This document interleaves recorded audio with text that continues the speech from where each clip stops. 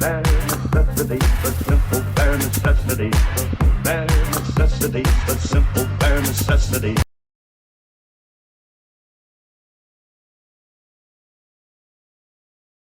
Hey there, it's Reaver and welcome to today's video where we are going to be doing another trash or try. We're going to do part 1 first, which is all the books that I'm for sure getting rid of. Then we're going to do part 2. Part 2 is where I have a set of books that are maybe I'm going to get rid of them, maybe I'm not. And we're going to go through and decide together what the fate of those books will be.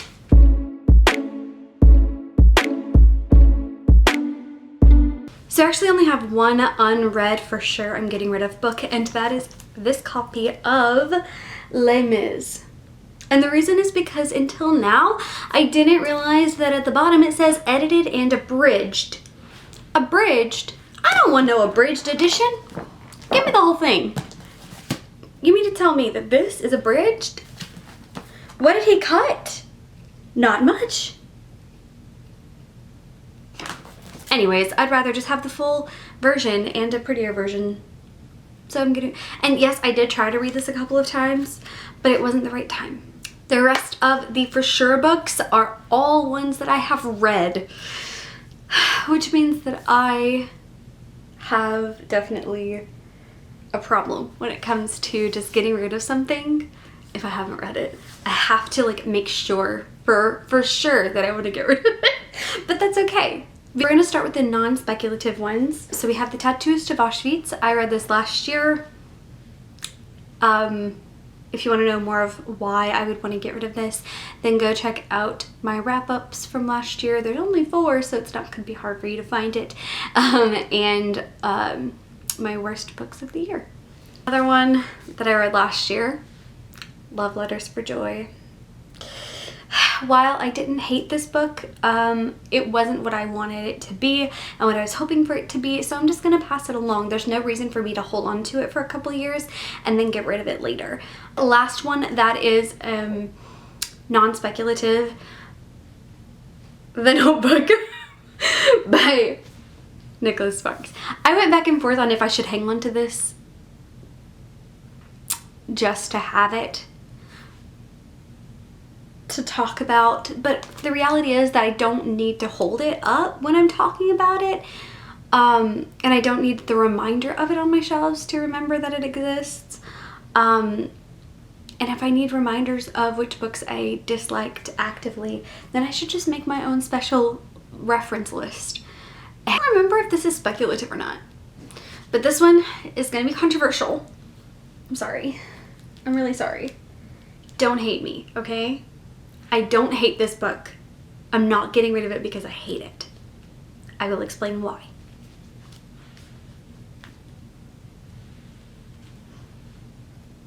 Ace of Spades. I'm getting rid of Ace of Spades. Okay. Here's the thing. I appreciate this book a lot, but I don't think I'm ever going to reread this book. Okay, so the next ones that I have are the speculative section of for sure's getting rid of. And shockingly enough, almost all of them are ones that I read last year as well. Scary Stories to Tell in the Dark. This is a short story collection thing that basically just has a bunch of campfire stories. Like, it's literally exactly what it says. It's short, like, campfire stories for you to tell in the dark or at a campfire is literally what this is for. It's like a book of stories for you to tell people, like scary stories. I didn't care for the whole thing, pretty much. It was just like, meh. There were a few okay ones, but like, it's not my kind of horror. Another short horror. Nothing but Blackened Teeth. I hate the cover of this book and I hate the book itself. Yeah. The Decameron Project. This is a short story collection. I talked about it in my worst books of the year as well. And this has both some speculative and non-speculative stories in it, so I'm just throwing it in here in the middle of the speculative section because it was the shorter of the two. But yeah, I don't need it. Like, as much as I enjoyed a couple stories in it, I'm not going to keep short story collections where I only had a couple of stories that I liked. I'm gonna be good about this, and I'm gonna just get rid of it because I don't need it in my life. If I'm not gonna reread those specific stories, I don't think. I'm not just gonna want to go back and reread the 1 or 2 short stories and not read the whole book, because then I can't even count it as a book read anyway, in my brain. So I don't need it. Goodbye. So the last for sure goodbye is Here There Are Monsters. I'm so sad to see this one go because I had such high hopes for this one. It sounded like a great time. The premise was there, but the execution was not there at all. And I'm not gonna reread this. I can tell you that for sure because I struggled to read it the first time, but I was still like hoping it would get better, and it didn't. Disclosure would be that most of these are ones that I got when my grandmother passed away, and they were hers. So I have hung on to them partially because of that, but largely because I'm like, oh, I'll get around to it one day. But realistically, I can find other resources. I don't have to keep this specific book to have the resource. So I have this one is the Phenomenon Book of Calendars, which is basically, it's got a bunch of different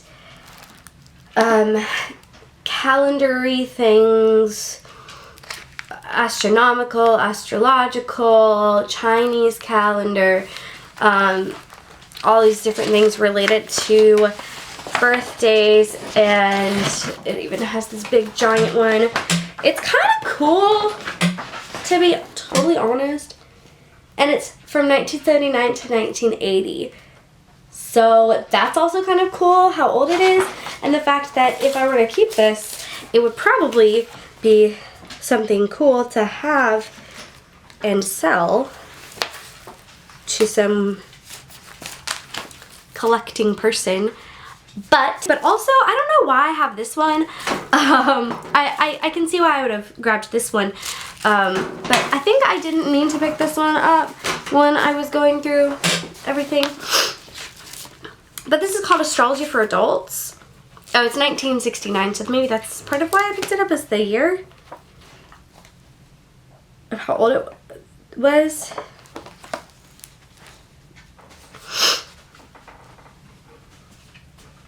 I don't know. But it's astrology for adults. I don't need astrology books. I don't need starry, spacey things. I don't need it. I don't believe in it, so I don't need it present in my life. I am keeping one, and that is horoscopes for dogs. But I feel like that is a little bit different because that's just for fun. Pencil drawing. It's a great idea to work on my drawing skills, to learn something, but I'm never gonna get around to this book. And if I want to learn drawing skills, I can do it online without having this taking up space in my home, and somebody else will be able to appreciate having a book on art more than me. Now, if it was a book of art, that'd be different, but it's a book on art, and I don't prioritize it enough, and ever since I've had it, I haven't prioritized it, so it's time for it to go. Mother Earth's Hassle-Free Indoor Plant Book. Can we take a moment for this cover art? Any guesses on what year this was published? I'm guessing the 70s. 73! Anyways, this one is, oh, look at that couple photo for the author duo. Another one, this is Meditations for Women Who Do Too Much. It's got some good stuff in here, but like, I mean, I'm not gonna read this whole thing. I don't know, but like, I mean, I'm sure that somebody else can get value out of this, and it's just gonna sit around and have quotes that I've marked for years. without me going back to it. More likely than not, even if I do complete it, so we're gonna just pass it along. Similarly, we have Coping with Criticism by Jamie Buckingham and the 10 Commandments for Today, which clearly are not for today. Clearly, this is for the today of 1971. So, I don't... As entertaining as this would have been to read at some point, I think it would just frustrate me more than anything. It's not something I would ever talk about on my channel, because I'm not here to discuss what is and is not sin. That is between you and Holy Spirit, and if you're not having a relationship with Holy Spirit, then you're not gonna be able to see things in the same perspective as a person who has Holy Spirit activated in their life, and thus therefore this is legalistic instead of spirit-led, if you're not in tune with spirit. So, everything juicing book. I don't want to make juice. Why do I have it? I like smoothies, but I'm not gonna put the effort in to make my own juice. I'm just gonna drink tea or water or Dr. Pepper or coffee. This book. My sister and I both took this class in each of our freshman years. The year-long class that combined English and history. And one of the things we did that was the English part was this called Word Power Made Easy. It's all about etymology, meaning breaking down words into their etymological meanings and like what different suffixes and prefixes mean and roots mean, to be able to then more easily comprehend the meaning of a word without knowing it, blah blah blah. I have another copy of this though. This is the copy that me and my sister both used, and we got it from somebody, but it's literally taped together. I have another copy that is not taped together, so I'm gonna pass this bad boy along to somebody who needs a copy. Kentucky, Places and Names, or place names.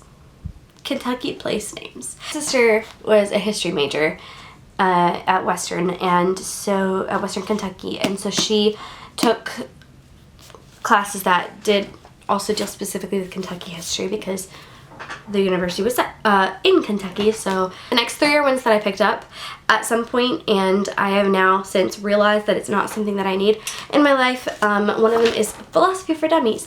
For Dummies books are actually really great resources. They're very well made, and well written, informative sources of information.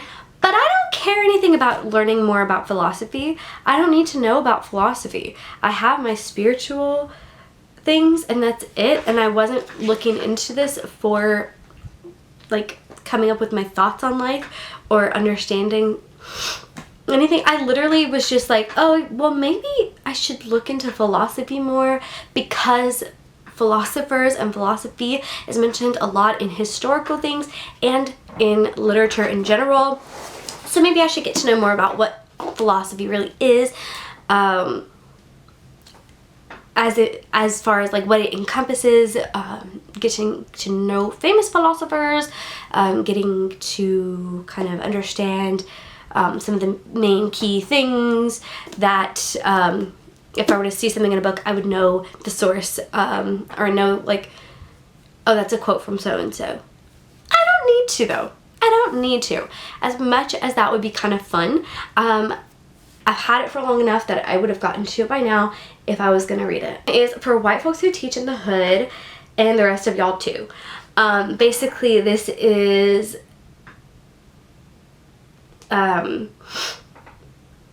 urban education. In the case that I do get into teaching in the school system, I still won't be urban. And I feel like while this could potentially be beneficial to me at some point, I think that it's something that I can come back to when it's a little bit more relevant, or when it's going to soon be a little bit more relevant, and pass this along so that it can benefit other teachers. Because, well, and then the same thing with other people's children, cultural conflict in the classroom. I thought this was going to be more about the whole other people's children part and less about the cultural conflicts in the classroom. So when I noticed the fine print, I was like, oh, this is going to be going a different direction than I was anticipating. I thought that was going to be like part of it, but not like the whole thing.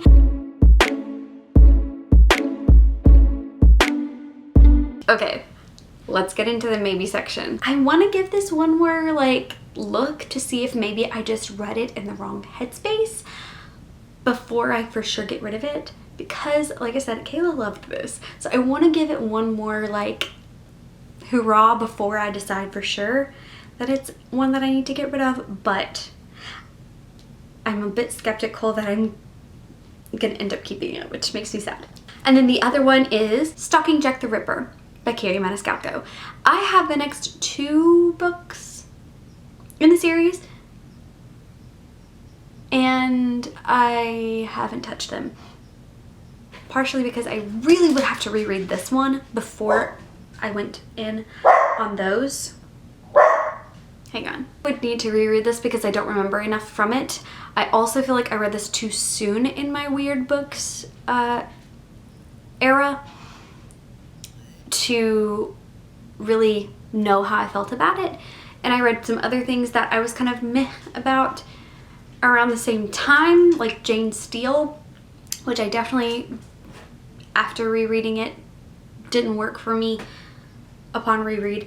So I don't know if it was because of the time I read it or if it was just meh in general. So I'm gonna have to revisit this one as well. This was also before, I read this before my annotating era.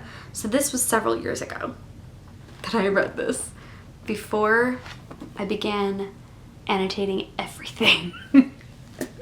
So I don't even know what my thoughts were because I didn't write them down. So like this one I can flip through and look at my annotations for when we do phase 1 of the examining the maybes. Dream a Little Dream by Kirsten Greer. This, I don't know why I went ahead and bought this, but it was $2 at Ollie's. So I was in a buying mood, I guess, is the main reason I bought it. But it's like mysterious doors and talking statues and a girl with a hatchet, and the character's been having weird dreams.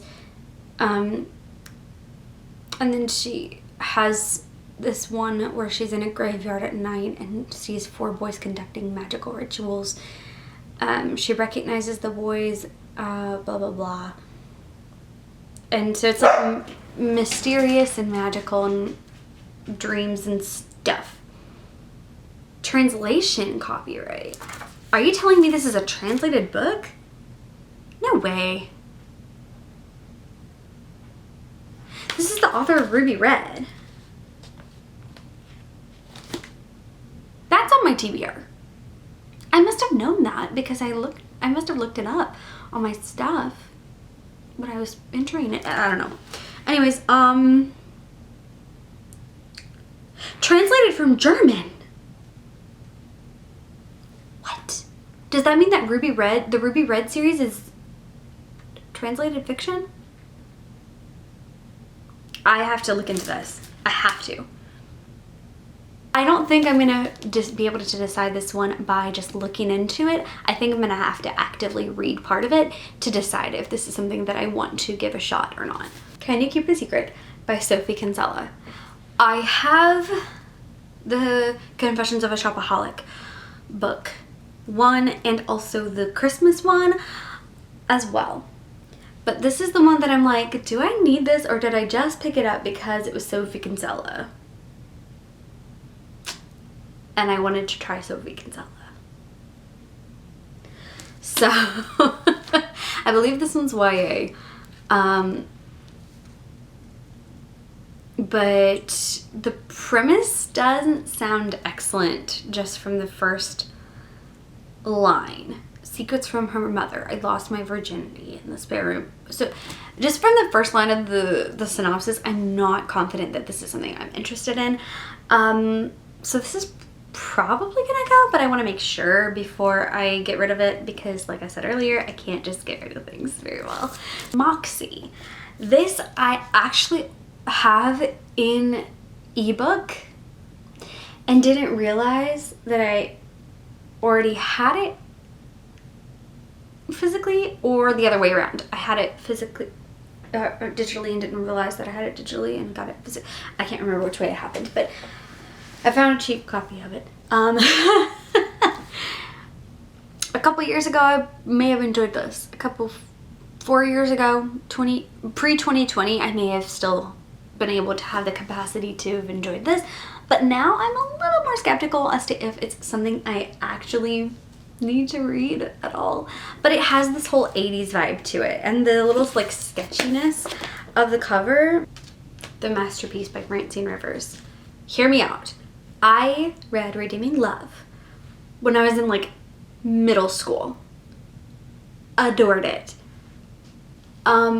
However, I don't know that I need to read this one. The premise is very different. I don't think this one is like Redeeming Love in that it is like a retold Bible story. I don't think. Like the back says that it's her returning to her romance roots in this unexpected redemptive love story, a probing tale that reminds us that mercy can shape even the most broken among us into an imperfect yet stunning masterpiece. So it feels like this is probably going to have some of the same dynamics. Once upon a time, Maura tried to pull it off of my bookshelf and ripped the dust jacket. So I will put a note in this book. If I do get rid of it, I will put a note explaining what happened to the dust jacket. The Librarian of Auschwitz. As you saw me reading and now unhauling The Tattooist of Auschwitz, I have decided that Holocaust-centric books are not for me. I don't need to keep reading them. I had enough of the... Okay, if you want to hear some of my thoughts on that, you can go back to my first Treasure Try. You can also go back to my worst books of the year, and you can also look at my Q3 wrap-up as well to get all of the information about my Holocaust-related issues. So, this is another one that's based on real-life experiences and is set like in Auschwitz. I don't think I need to read any of that ever again. So I'm probably getting rid of this. Pretty sure I'm going to, but I'm going to give it like a little look just to make sure, because like I did buy this for like a reason. And at the time I was like maybe, but you know, I think I'm mostly done with these stories.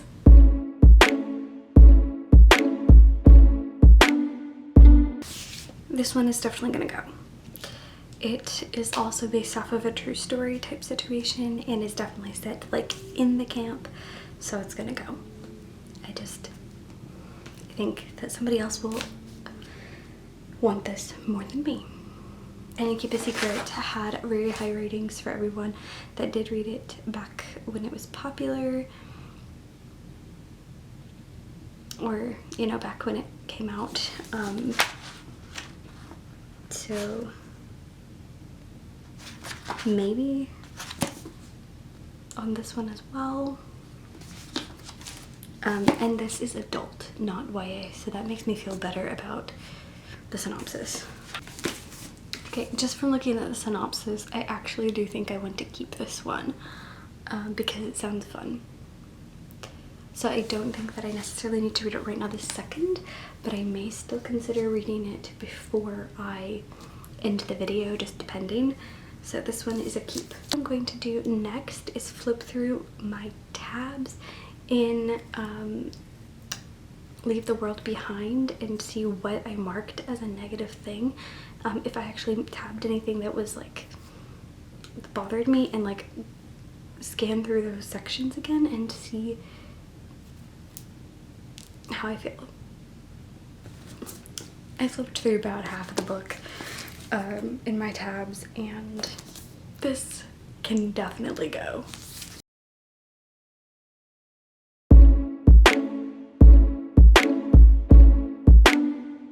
It is now time to move into segment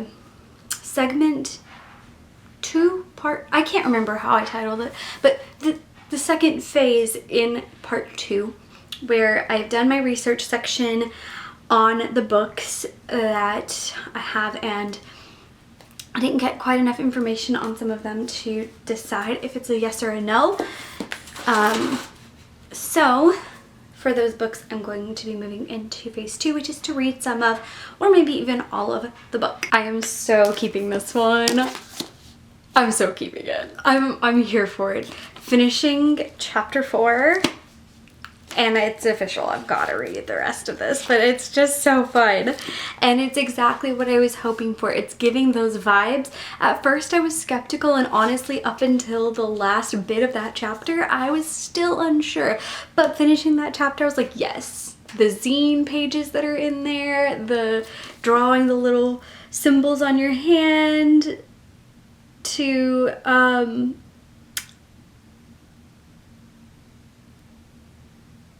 find people who feel the same way. And I just, it's so cute. It's so cute.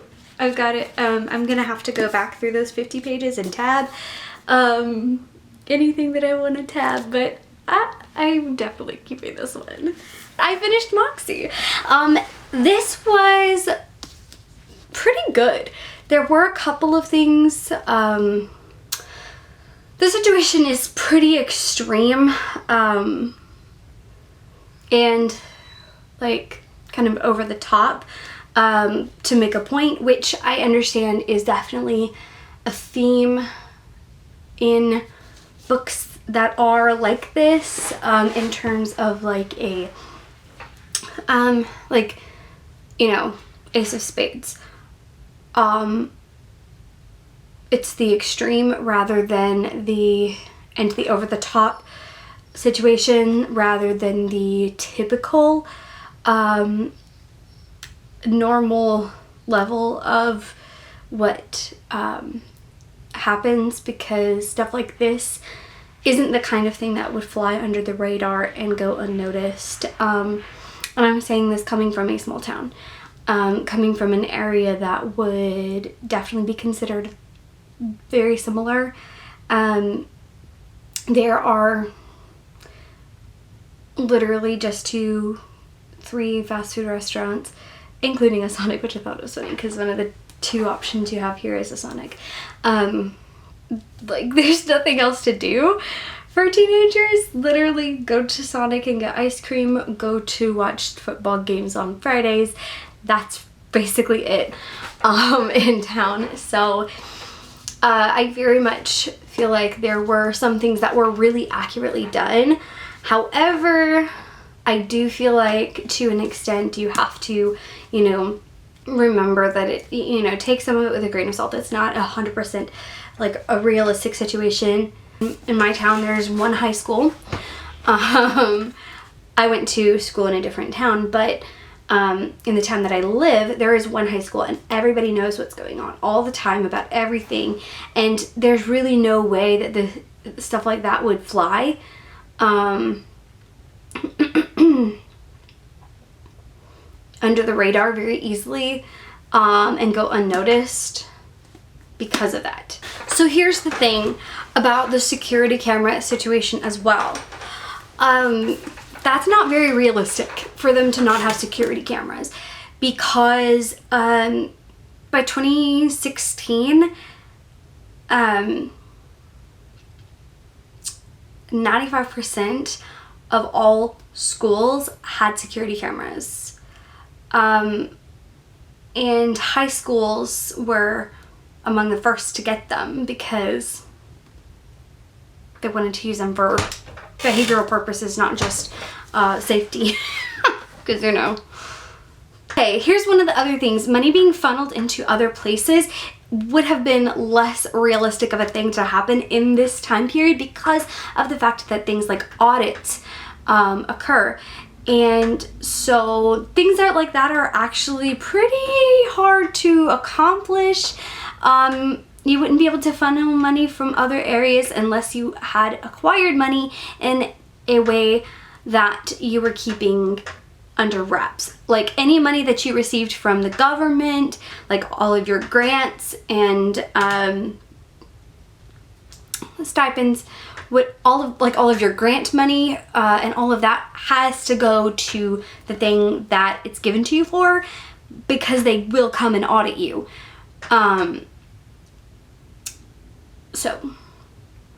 They will even audit individual departments in classrooms. So my dad, who does the yearbook, gets audited every once in a while because he has a lot of equipment. He has a large amount of money that he is in charge of making sure that it is being used for a yearbook and for the equipment, and has to make sure he's keeping track of all of the equipment so that nothing gets lost, so that he can, make sure that those audits are accurate. So that he has both the equipment, it has to be labeled with like a code on it, so that like it has like a barcode on it, and all of this stuff that's like keeping every dot and line, every I, every T, cross, dot, everything. So realistically, in this time period, I feel like that's not super realistic. I wish it had been set in like historical things. I enjoyed reading this book for the majority of the time. There were a couple of times where I was getting frustrated because it felt a bit over the top. And as I have sat here thinking about it and processing, the more I have realized that I think the main issue for this book is the era that it was set. If this had been set in a past era, it would be much more realistic. But by 2017, which is when this book was published, most of the things that occurred in this book are not as feasible to have happened. Part of what frustrates me with this one particularly is the fact that like using their phones to make a video for evidence against this principal and everything was the last resort, the last idea they had instead of the first one. I did love the little zines inserted. I wish there were more of them. And I liked the kind of nostalgic feel of some of it, as she was really into like things from her mom's, era, 90s vibes things. So that was fun. Things like that were good. I enjoyed some of the messaging was good. I liked that we had a variety of perspectives being represented, probably like a 4. Try my little dream. It's not vibing with me really, so I think this one's gonna go. Okay, really quick update. I got into The Masterpiece by 50 pages and I think that I want to keep it actually. The Masterpiece by Francine Rivers, and finished this just a few minutes ago. So let me get the dust jacket back on. Okay, so thoughts on The Masterpiece. I actually really enjoyed it. I did. I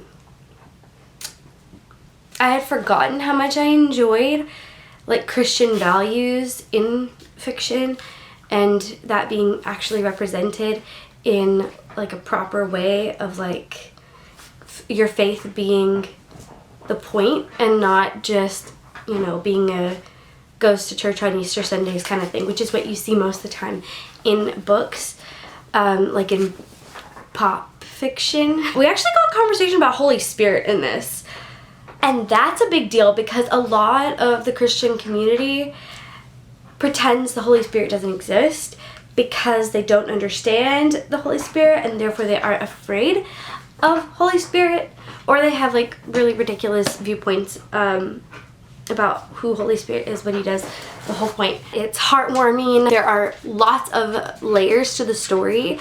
The characters are extremely multifaceted. I think it did go a little over the top in one aspect, and Gamora. A character has a near-death experience, and during that near-death experience, while they are trying to resuscitate that character sees some spiritual realm things and is like they see demons and like they see hell, and everything, and that's the point that changes their life, which I will say there are situations in which that has actually happened in real life.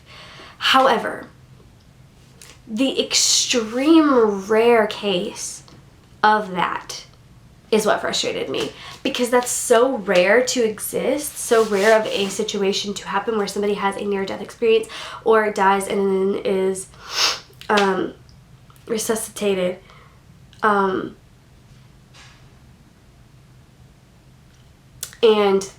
coming back having said that they've seen heaven or hell, that is a real thing. You can find lots of people who've talked about that being a real life experience that they've had. However,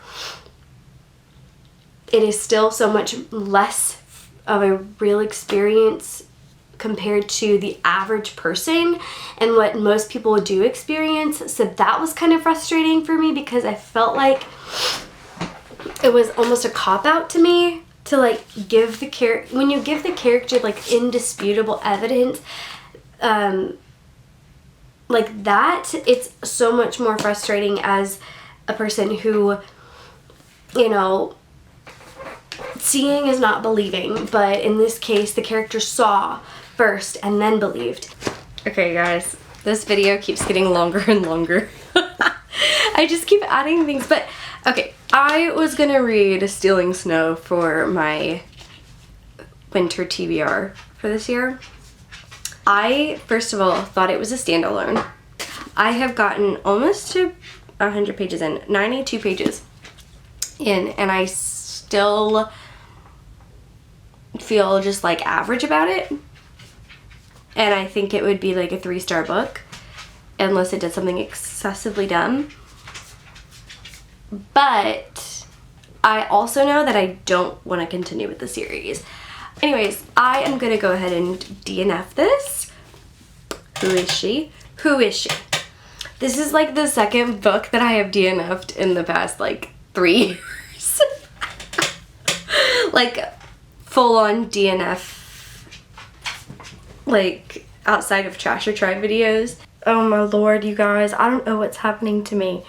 I was planning on reading Before I Fall for another video that you should have seen before this. I was going to do a battle of the books between this and If I Stay. I am DNFing this book. I was 26 pages in, and I'm absolutely not going to spend 80 pages of getting in this character's world of bleh. So this is also going on my unhaul shelf, which is the bottom of my book cart, if you didn't know. Yeah. I don't know what's happening. That's the second book I've DNF'd this week. And I don't DNF things. But I'm embracing the DNF this week, I guess. And then I was like, okay, I don't know what to read next. I tried starting to read another book and it just wasn't vibing with me, so I decided to switch to something else. And so I went ahead and grabbed Stalking Jack the Ripper to give it its shot. And excuse me, 10 pages in, I don't think I want to reread this and continue with the series. I don't see it getting to a point where I really am invested enough, because the only two aspects are there's really three facets, I suppose. It's her trying to prove that she can be in this industry, or, you know, whatever, and continue in the field. 2 is her trying to figure out the Jack the Ripper situation, and 3 is a romance. I like the idea, but I don't know that I actually need to read this. And I also have the next book, which feels so terrible. It feels so terrible to not even attempt these. But I would have to reread this, and I don't feel like I want to. Am I just in a very weird mood because I'm kind of in a reading slump? Is that why I want to DNF and get rid of all these books? Or do I actually not want to read them? I don't know.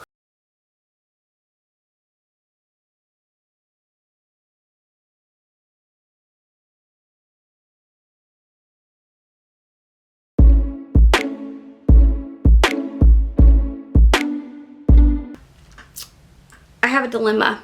There are so many books in this video now that I think I need to end it instead of including all of the original books that I started the video with.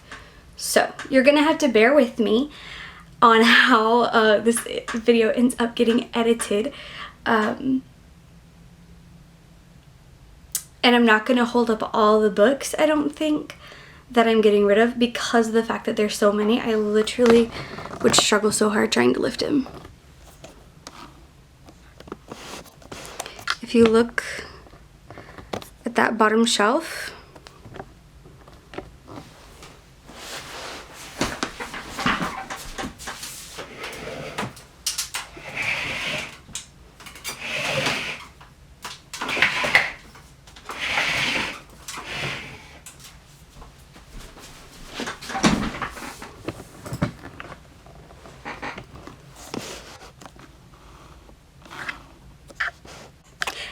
so I hope you can understand why I am not going to pick all those up. That's gonna be it for today, for this video. Thank you guys so much for watching. I hope you have a great rest of your day or night. Whatever time it is for you, make sure you hit the subscribe button down below and the notification bell so that you'll be notified whenever I post, but more importantly, I can see you again very soon. Peace out, Bear Scouts.